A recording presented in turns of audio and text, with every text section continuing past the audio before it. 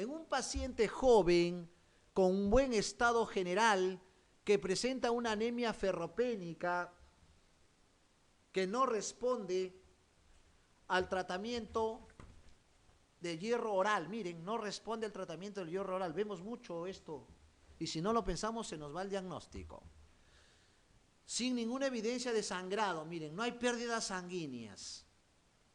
Cuando no tengo melena, TB positivo, y el paciente está perdiendo y tiene anemia ferropénica, la primera posibilidad es que tenga un cuadro de mala absorción intestinal.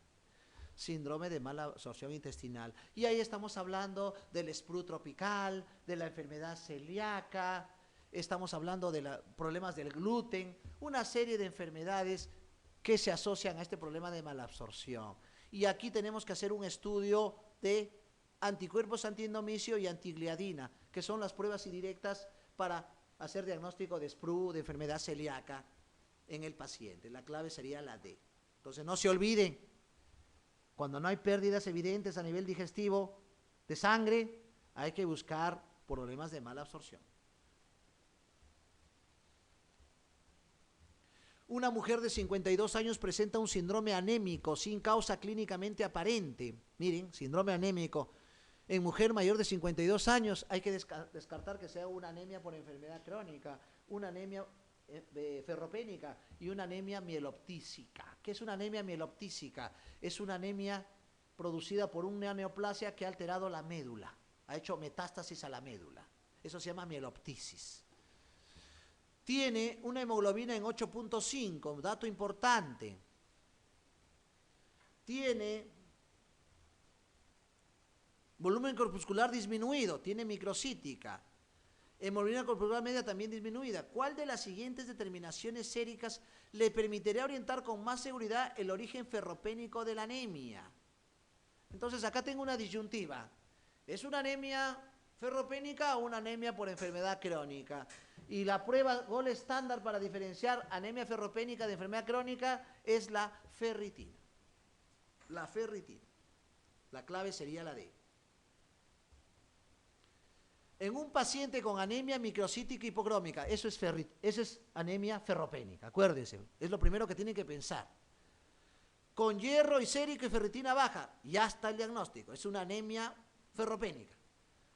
Lo demás ya es, yo le digo, perogrullada, es para rellenar la pregunta y les hace perder tiempo a ustedes en el contexto. No pierdan tiempo, acuérdense que ustedes lo que tienen que ganar es tiempo. Hasta aquí ya, anemia microcítica hipocrómica, eso es ferropénica. La primera posibilidad. Y yo marcaría rápidamente, pierdo menos de un minuto, anemia por deficiencia de hierro. Me dice hierro, sérico y ferritina, me da mayor consistencia mi respuesta. Lo demás ya es relleno, ¿no? Anemia por deficiencia de hierro. La clave, la A. Por favor, es otra forma también de... Algunas veces las preguntas, el diagnóstico se hace en la inicial de la pregunta. Lo demás, 3 o 4 o 5 renglones, ya es pérdida de tiempo. El tratamiento de una anemia ferropénica por pérdidas menstruales, acuérdense que es una de las causas más frecuentes de anemia ferropénica en mujeres, la catanemia. Por eso hay que hacer un buen screening, si hay menorragia, metrorragia, ginecorragia, menometrorragia, HUD, hemorragia uterina disfuncional, o sea, ver factores catanémicos en el contexto. Miomatosis. El mioma tiene una peculiaridad. Cuando el mioma es gigantesco, grande, incluso simula una gestación, puede comprimir las arterias renales o las venas renales y puede producir una hipoxia localizada y aumenta la eritropoyetina. Por eso los pacientes con miomas gigantescos hacen policitemia. Pero cuando los miomas son intermedios, la característica es sangrado, y el paciente hace anemia ferropénica. Entonces, la miomatosis puede hacer policitemia o anemia ferropénica. Pregunta 18. El tratamiento de la anemia ferropénica es darle fierro, pues. Pero tratar la causa de fondo. Tratar la causa de fondo. Si es un mioma, hacer una miomectomía. Si es una hemorragia uterina disfuncional, dar reguladores estrogénicos, progesterónicos. O sea, hay que tratar la causa. Si le doy 1 kilo de fierro y sigue teniendo la causa permanente, va a seguir con anemia. Entonces aquí la pregunta más idónea es esta, ¿no? la dosis que se da de fierro es de 100 a 200 miligramos al día de fierro elemental como sulfato ferroso, con las atingencias que les dije, ¿no? La clave sería la D. Paciente diagnosticado de anemia ferropénica de causa conocida. Se le instaura tratamiento con sulfato ferroso. Si antes no ha habido contraindicación, la administración debe suspenderse cuando, ¿cuándo suspendo el fierro en un paciente con anemia ferropénica? Cuando mejora la hemoglobina y de hecho cuando mejora la ferritina. Ya no estoy dando fierro porque es suficiente con la parte dietética, ¿no? Entonces, cuando se normaliza la ferritina a valores normales, ya dejo de darle sulfato ferroso. En ese contexto. Acuérdense que el sulfato ferroso tiene muchos efectos adversos. Produce gastritis erosiva, produce estreñimiento, al paciente le produce disgeusia, halitosis, deposiciones fétidas, negras. O sea, no es cómodo usar fierro. Entonces, hay que ver en el contexto.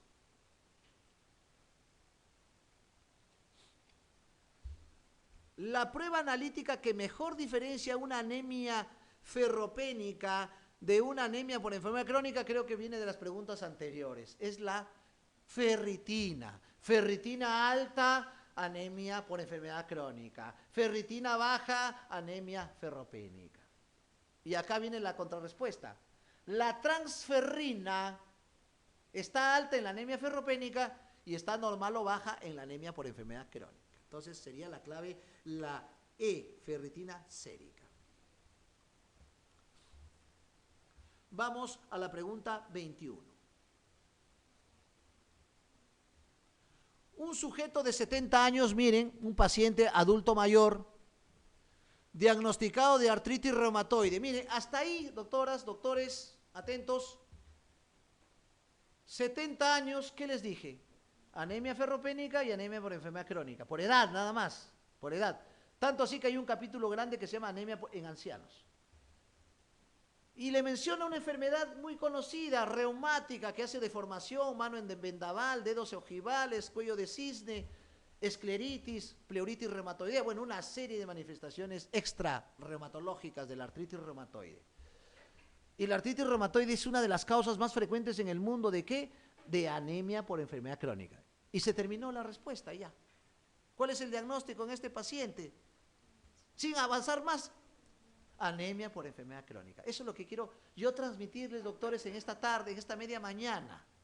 Rápidamente ir directamente a lo que ustedes quieren llegar al diagnóstico. Hasta acá ya se acabó la pregunta y la respuesta es anemia por enfermedad crónica. No perdamos tiempo. Esto ya es perogrullada, galimatias. Es complemento. Entonces la clave es la A. Otro dato más.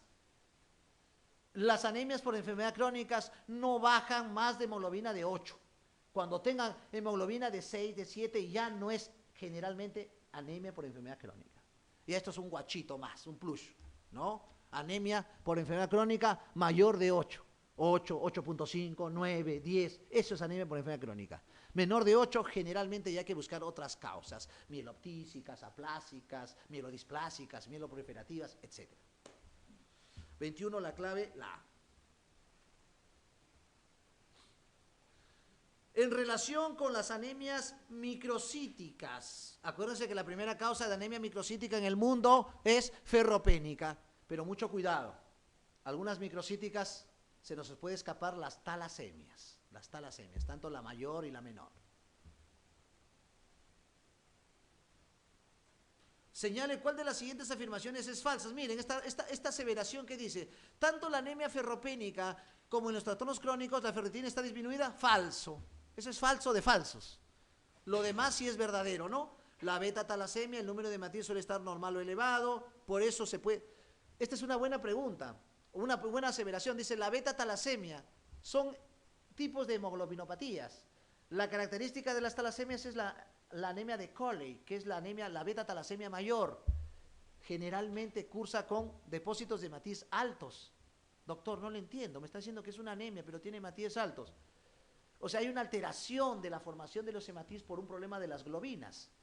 Por eso los pacientes con talasemias se le da desferoxamina. ¿Qué es la desferoxamina? Un quelante del hierro. ¿Ya? ¿La microcitosis es menos acentuada en la anemia de trastornos crónicos? Sí, generalmente los trastornos crónicos dan normocítica, pero puede haber microcítica también. Y lo demás son verdaderas. La falsa es la clave, la A. La ferritina no está disminuida en trastornos crónicos, está elevada. Paciente de 35 años, adulto, diagnosticado de artritis reumatoide, tratada con AINES. Miren, presenta una anemia hipocrónica con niveles de ferritina séricas normales. La misma pregunta con otra, vestida de otra forma, ¿no? Se quiere descartar carencia de hierro. ¿Cuál sería la prueba significativa?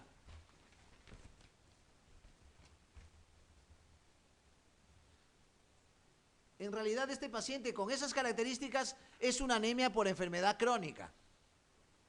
Y cuando tengo una anemia por enfermedad crónica, tengo que hacer un estudio minucioso, ¿no? Acá dice un estudio de cuál de las pruebas sería un diagnóstico definitivo. Acá lo que nos produce una disyuntiva es la hipocrómica. Generalmente las anemias por enfermedad crónica son normocrómicas. Entonces acá la hipocromía me dice que hay alteraciones de depósito de hierro. Entonces tengo que hacer un estudio del depósito de hierro. ¿Cómo lo hago? Con el estudio de la microscopía óptica. Esta es la clave, la C. Miren, hasta aquí era una anemia por enfermedad crónica, pero esta hipocromía me dice que hay una alteración de los depósitos de hierro. Y ahí mismo van a la pregunta y la respuesta sería la clave, la C. Y un dato más, ¿por qué alteró sus depósitos de hierro? Por el uso de AINES. Pues acuerden que los AINES alteran una serie de mecanismos y uno de ellos, de los mecanismos del AINES, al inhibir las prostaglandinas, altera el mecanismo digestivo. Por eso puede haber gastritis erosiva con micropérdidas de fierro en el paciente. Pese a que todavía la ferritina sérica está normal. La pregunta 24.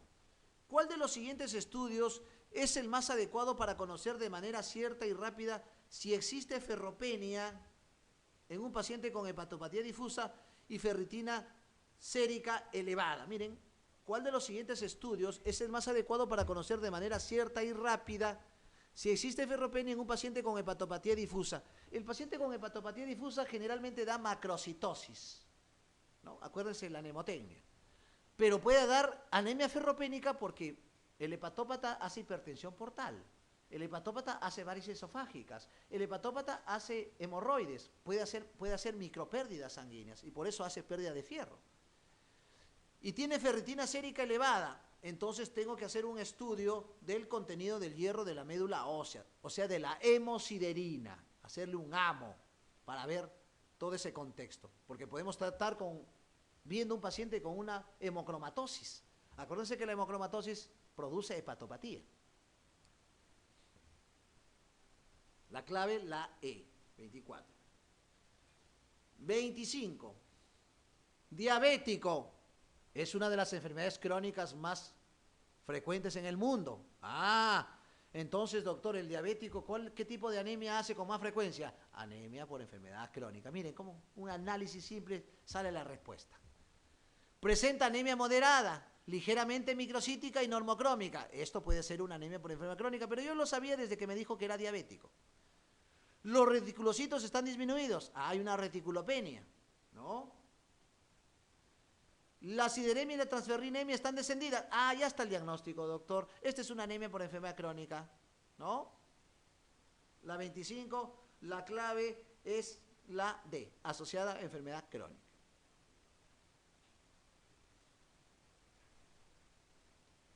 Paciente que presenta 10 gramos de hemoglobina. Mire ese dato importantísimo, doctores. 10 gramos de hemoglobina es una hemoglobina no tan... es una anemia leve, ¿no? Tiene hierro sérico de 30 microgramos, tiene disminuido. Hierro sérico, no se confunden con ferritina. Transferrina disminuida. Bueno, esta es una anemia de trastorno crónico, pues. Es una anemia de trastorno crónico. La clave, la B. Para que vean que se incide bastante en este tema de anemia por trastornos crónicos. Vamos a la pregunta 27.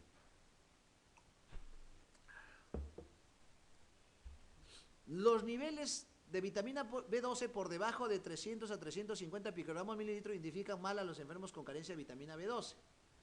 Para paliar esta coyuntura se debe cuantificar sus metabolitos. Los metabolitos que se dosan algunas veces la homocisteína y el ácido metilmalónico. Pero para la valoración es importante conocer su relación. Entonces, niveles de vitamina B12 provienen de cianocobalamina. Esto es una anemia megaloblástica, ¿no? Entonces, pero para su valoración es importante conocer su relación, ¿no? Acá dice, ambos metabolitos se encuentran elevados en déficit de folatos y ambos normales en déficit de colaminas. No, generalmente se encuentran disminuidos. Ambos metabolitos se encuentran elevados en déficit de colaminas y ambos normales en déficit de folatos. No. La homocisteína y el metilmalónico se encuentran elevados en el déficit de cobalaminas y la homocisteína elevada en el déficit de folatos. Esta es una buena diferenciación para diferenciar anemia megaloblástica propiamente vista de ácido fólico y anemia megaloblástica propiamente vista de vitamina B12. Pero una mnemotecnia más rápida es el componente clínico. El déficit de vitamina B12 cursa con componente neurológico, la neuromegaloblastosis, alteración del cordón posterior. Y el déficit de folato cursa con trastornos digestivos. Cuando vean que una anemia cursa con más componente neurológico, vitamina B12. Con componente más digestivo, ácido fólico, ¿no? Entonces la clave sería la C.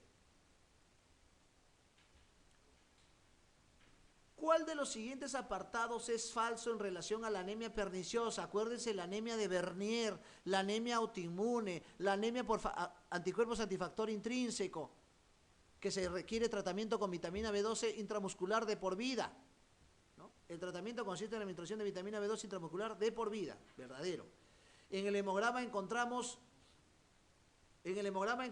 anemia severa con volumen corpuscular elevado y reticulocitos altos. Es falso. ¿Encontramos anemia severa? Sí. Volumen corpuscular medio elevado, generalmente normal o disminuido. Puede haber macrocitosis y reticulocitos altos. Esto es falso, pues. Acuérdense que las anemias megaloblásticas cursan con reticulopenia. Reticulopenia. La prueba de Schiele para ver pruebas de malabsorción se produce por un factor intrínseco verdadero. Con frecuencia aparecen alteraciones neurológicas. Salud. ¿Ya? Entonces la clave es la D. Señale cuál de las siguientes anemias macrocíticas no muestra rasgos megaloblásticos en la médula ósea.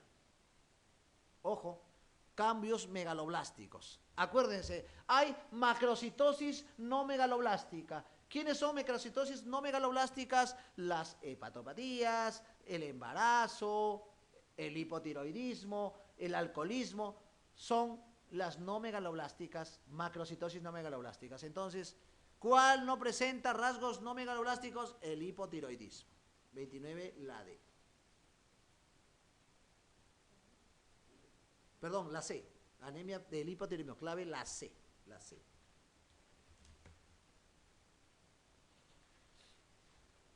La carencia de vitamina B12 se caracteriza por todo lo indicado, excepto, miren, siempre hay que ver este excepto, porque a veces uno se olvida y piensa que es lo verdadero, excepto. Es frecuente y puede ocurrir hasta en el 10 y 15% de la población de edad avanzada. Es frecuente. ¿Por qué, doctores?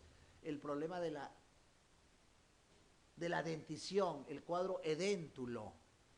El no tener dientes, no mastican cárnicos, dietas blandas, dietas licuadas. Ahí, al licuar se pierden los folatos, se pierde la vitamina B12. Problemas de malabsorción crónica. Por eso los pacientes ancianos son más proclives o propensos a sufrir de anemias megaloblásticas. Produce trastorno metabolizado caracterizado por un aumento del ácido metilmalónico y homocisteína total de plasma. Verdadero. Su primera manifestación clínica puede ser neuropsiquiátrica. Este es un dato importante. ¿Cuántos Alzheimer, entre comillas, son neuromegaloblastosis o demencias megaloblásticas. Algunas veces hacen demencia y luego recién hacen anemia. Por eso algunas veces es prodrómico los trastornos neurológicos y luego hacen anemia. Para su diagnóstico, ¿se necesita necesariamente el frotis de sangre periférica? No, porque hay otras formas de indirectamente de diagnosticar. En la sangre periférica encontramos algunas características propias de las anemias megaloblásticas, que es la hipersegmentación de los neutrófilos y los macroovalocitos. No se olviden esas dos características en el frotis. Hipersegmentación de los neutrófilos y los macroovalocitos. Entonces la clave es la D.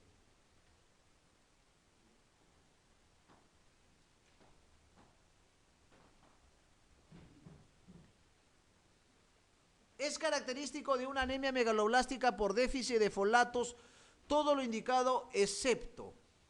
Es característico una anemia megaloblástica por déficit de folatos, todo lo indicado excepto. Macrocitosis, verdadero.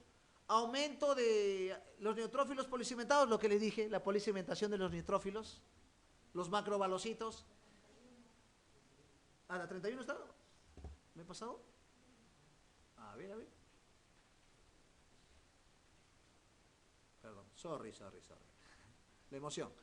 En la deficiencia de vitamina B12, ¿cuál de las siguientes afirmaciones es correcta? Es que son parecidas, ¿no? La 31. ¿La anemia se instala rápidamente? No, lentamente, acuérdense, puede haber trastorno neurológico sin anemia. Ya creo que está la respuesta, la B, pues, ¿no? Puede haber trastorno neurológico sin aparecer anemia. La pregunta correcta es la B. Es característico de una anemia megaloblástica por déficit de folatos, todo lo indicado, excepto macrocitosis, por supuesto, la macrocitosis megaloblástica. La policimentación de los neutrófilos, verdadero.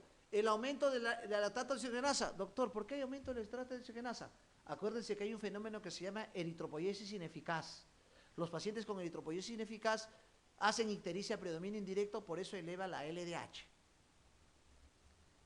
Elevación del ácido metilmalónico en plasma, no, está disminuido el metilmalónico. La elevación de la hemocisteína, verdadero, ¿no? La clave es la D. Vamos a la 33. La aparición de la carencia de vitamina B12 no es infrecuente en la población geriátrica. Miren, no es infrecuente, en realidad es frecuente. Todas las siguientes afirmaciones son ciertas, excepto una, señálela. Su déficit se relaciona con defectos de absorción secundaria. Acuérdense de la gastritis atrófica, acuérdense de los cuadros de malabsorción. Esto es verdadero. Puede presentarse solo como alteraciones neuropsiquiátricas. Acuérdense que puede ser prodrómicos, la demencia neuromegaloblástica y también la alteración del cordón posterior. La ataxia megaloblástica. La 33. Puede existir alteraciones. No existir alteraciones hematológicas, por supuesto, puede haber alteraciones neurológicas, pero sin alteraciones todavía hematológicas, que pueden presentarse muy tardíamente. Por eso el diagnóstico no es sencillo, si no lo pienso. Pero si me viene un paciente que, doctor, yo hace un año que no como carnes rojas, le ves que tiene prótesis dental, está adelgazado, y viene que, doctor, tengo parestesias en las piernas, y ya está el diagnóstico, ¿no? Es una anemia megaloblástica, ¿no? Por eso. La dieta vegetariana, tiene alteraciones de dentición, por eso, esos son los factores que a uno nos hace hacer diagnósticos, sin esperar que tenga anemia, sin esperar que tenga pancitopenia. Siempre existen niveles de cobalamina B12 séricas disminuidas, no siempre en la presentación clínica, la clave es la D. Paciente de 54 años que presenta un trastorno de la marcha, ataxia, acuérdense, alteraciones del cordón posterior, acuérdense de las disistesias, acuérdense del babisqui bilateral, acuérdense de la sensibilidad profunda al diapasón, que es una prueba al examen clínico. La sensibilidad vibratoria está abolida, justamente este es el diapasón. Existe una sospecha clínica de un déficit de cobalaminas a pesar de que sus niveles plasmáticos están dentro del rango normal, mire. ¿Qué prueba realizaría para confirmar o excluir el diagnóstico? Acá viene el problema porque todavía la cianocobalamina está todavía, pero ya hay manifestaciones neurológicas en el paciente, ¿no? Entonces, tengo que cuantificar el ácido metilmalónico y la homocisteína, ¿no? Esta es la clave, la E. Señale cuál de las siguientes afirmaciones es incorrecta respecto a las alteraciones neurológicas de la carencia de la vitamina D. Puede consistir en una degeneración combinada subaguda de la médula espinal. Esto se llama la mielopatía hipovitamínica, la mielopatía vacuolar. Puede manifestarse con demencia, verdadero, acuérdense de la neuromegaloblastosis o la demencia megaloblástica. Puede ser una de las formas de comienzo de un cuadro carencial, por supuesto. No siempre responde al tratamiento con vitamina B12 parenteral, no siempre, porque puede ser por déficit de folatos, también, acuérdense. ¿No? Se acompaña siempre de anemia macrocítica, no siempre hace macrocitosis. Si no hay anemia, si no hay mucho déficit, todavía puede presentarse una anemia normocítica, pero la macrocitosis es la característica, pero no siempre, ¿no? La 35 sería la E. Mujer de 64 años, diagnosticado de anemia megaloblástica. Miren, es una paciente adulta mayor, diagnosticada de anemia megaloblástica hace 5 años y tratada correctamente hasta hace 3 años, o sea, 2 años sin tratamiento. Fecha en que se le practica una gastrectomía total, miren, gastrectomía total, por un tumor carcinoide de estómago, un tumor carcinoide. En realidad la ubicación del tumor carcinoide, el estómago es el segundo lugar. Si le preguntan dónde se anida más frecuentemente el tumor carcinoide, el apéndice. Y el tumor carcinoide también tiene ciertas afecciones hematológicas. Desde ese entonces ha estado sin tratamiento. En la actualidad consulta por astenia y objetiviza palidez. Eso es semiología de anemia. Los parámetros encuentran hematis disminuidos, hemoglobina disminuida, hematocrito disminuido, un volumen corpuscular medio intermedio, plaquetas disminuidas, trombocitopenia, leucocitos disminuidos, o sea, hay una pancitopenia. Con antecedente de anemia megaloblástica, la pancitopenia es por la anemia megaloblástica. Fórmula normal y ferritina por debajo de lo normal. Analizando todo lo que estamos haciendo hasta este momento, en este repaso de preguntas, fácil pues doctor, si le han sacado el estómago, hay una gastrectomía total, probablemente hay alteración de la absorción también del hierro, hay alteración de la formación del factor intrínseco, por eso le están poniendo vitamina B12. Entonces, este paciente tiene un déficit combinado de anemia ferropénica y déficit de vitamina B12. ¿Por qué? Porque tiene la ferritina baja. ¿No? El diagnóstico más probable, la clave sería la C. En un examen de una mujer joven, se encuentra una hemoglobina en 11. Anemia para una mujer, menor de 12, anemia. Volumen corpuscular medio disminuido, tiene microcitosis. Sideremia dentro del contexto disminuido. Con anisocitosis, la primera causa de anisocitosis, ferropénica. Pero miren, hay punteado basófilo en la serie roja. ¿Cuál de los siguientes diagnósticos le parece el menos probable? Tiene microcitosis, tiene sideremia alterada, tiene ferropenia, punteado basófilo. Si le preguntan cuál es la patología más frecuente donde hay punteado basófilo, intoxicación por plomo. Pero también se puede ver en anemia ferropénica, se puede ver en talasemia, en anemia hemolítica, se puede haber punteado basófilo. No frecuente, incluso en esferocitosis.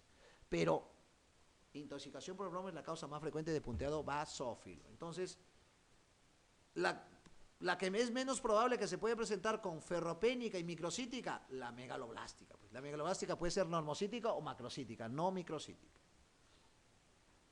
Sería la C.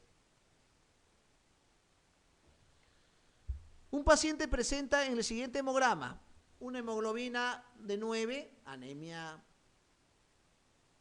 leve a moderada, volumen corpuscular alto, macrocítica, reticulocitos elevados, leucocitos normales, plaquetas normales y en el frotis se observa hipersegmentación de neutrófilos.